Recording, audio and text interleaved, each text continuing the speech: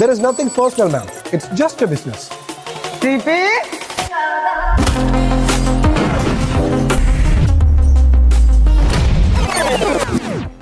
ഇന്ന് തന്നെ അവന്മാരോട് ഇതെല്ലാം ഗോഡൌണിലേക്ക് മാറ്റാൻ പറഞ്ഞേക്കണം. ആ വണ്ടി എന്താ ഇവിടെ കിടക്കണം ചോദിച്ചാൽ കച്ചറൊക്കെ മാറ്റിയിരുന്ന ആ ഗ്ലാസ് സൈറ്റിൽ 7:30 എത്തിനോ.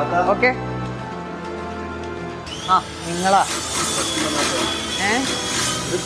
TP അവന്മാരോടൊന്ന് കുറച്ചേരം നിർത്താൻ അതിന് വിസക്ക് വേണ്ട പൈസ കുറച്ച് കടമായിട്ട് ലോൺ ഒക്കെ കൊടുത്തിരുന്നു. വിശ്വാസത്തിലെ വിസ ഫോൺ എടുക്കുന്നവരെ വിവരമില്ല, മാവിലാത്ത ആ കെട്ടുപോയാത്ത കടക്കാരെ എത്രത്തോളം കഷ്ടപ്പെട്ടാ ഞങ്ങൾ പൈസ കൊടുത്തിരുന്നത്. അവനെങ്കിലും രക്ഷപ്പെടുത്തെന്ന് വിചാരിച്ച മതി നിർത്ത്. നിനക്ക് വിവരമില്ലടാ, നീ വിദ്യാഭ്യാസം പോകാനല്ലേ. അവര് പണി ഉറപ്പ് പറഞ്ഞ കൊണ്ട് കൊടുത്താ. ഉറപ്പ് പറഞ്ഞാൽ അങ്ങോട്ട് കൊടുക്കുക അന്വേഷിക്കാണ്ട്. നിന്റെ കയ്യിൽ അവർ എന്തെങ്കിലും ഉണ്ടാ നോക്കി കണ്ടുപിടിക്കാൻ?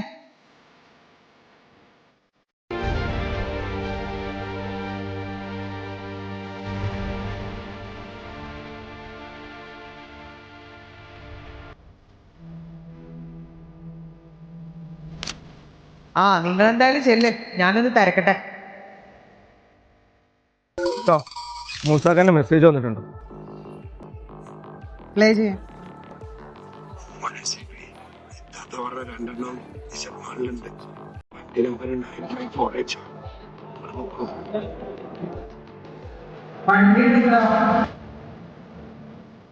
ഫണ്ട് ക്രെഡിറ്റ് ആവണ്ടേ അവനെ ബ്ലോക്ക് ചെയ്തേ. അങ്ങനെ ഒരു ബട്ടനോട് കിട്ടി. അപ്പക്കാണ് മമ്പറം പള്ളിയിലെ പ്രശ്നം പരിഹരിക്കാൻ പറ്റിയെന്നാ? There is nothing personal. It's just a business.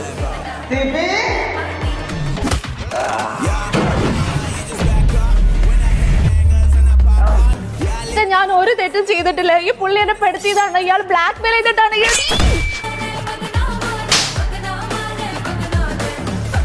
നീയൊന്നും മോഷ്ടിച്ചത് പണം മാത്രമല്ല, ഒരു കുടുംബത്തിന്റെ പ്രതീക്ഷയാണ്.